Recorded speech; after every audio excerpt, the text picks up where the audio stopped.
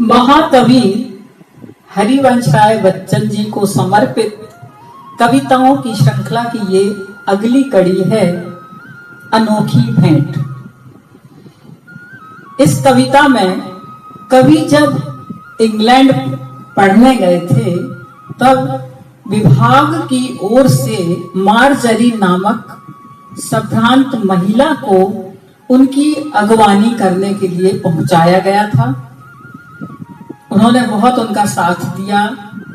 Escalator पे चलना, किस तरह से सड़क पार करना, सब कुछ उन्होंने मार्जरी का हाथ पकड़ के सीखा। और वे वहीं ईट्स की पत्नी से मिले थे और उन्होंने खुश होकर मिस्टर ईट्स की अंगूठी भेंट के रूप में कवि को दी थी। सुनिए। इलाहाबाद का मैं छोरा, इंग्लैंड में था अब डेरा। इलाहाबाद का मैं छोरा, इंग्लैंड में था अब डेरा। कुछ भौचक्का कुछ सकुचाया, घूम रहा था मन मोरा। इलाहाबाद का मैं छोरा, इंग्लैंड में था अब डेरा। कुछ भौचक्का कुछ सकुचाया, घूम रहा था मन मोरा। मार्जरी ने हाथ पकड़कर भीड़ में चलना सिखलाया। मार्जरी ने हाथ पकड़कर भीड़ में चलना सिखलाया। ट्यूब ट्रेन के डिब्बों में चढ़ना, एस्केलेटरों से उतरना, सब कुछ मैंने उससे पाया। प्रसंग मार्जरी का जब आता, मन वेदना से भर जाता। प्रसंग मार्जरी का जब आता, मन वेदना से भर जाता। तन प्रसूत की मां वो कहला न सकी।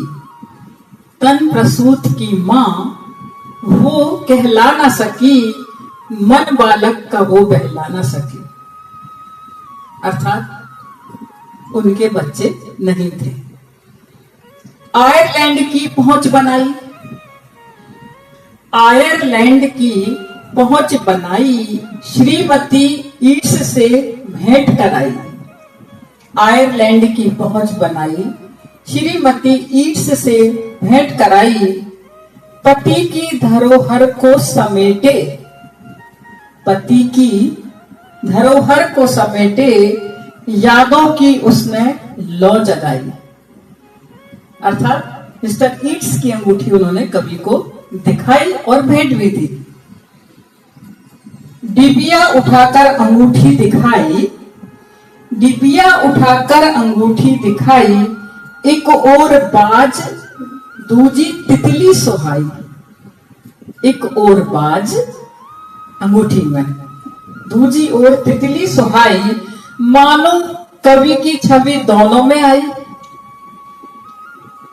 एक तरफ दार्शनिक, दूजी कविताई। एक तरफ दार्शनिक, दूजी कविताई। ऐसी अनोखी भेंट कवि ने पाई। ऐसी अनोखी भेंट कवि ने पाई। कवि ने कहा था, कवि होता है जवान, कविता लगती कुछ कुछ बेजान। कदम बढ़ते बुढ़ापे की ओर, कविता पाती जवानी का छोर।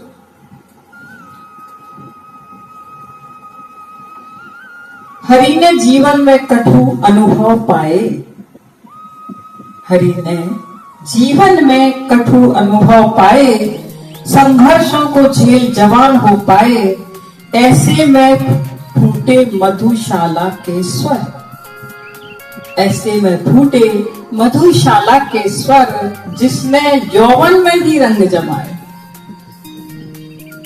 अर्थात कवि ईट्स ने कहा होगा कि कविता जब जवान होती है तो कुछ कुछ बेजान लगती है, लेकिन महाकवि हरिवंश राय जी ने कहा ऐसा नहीं है। धन्यवाद।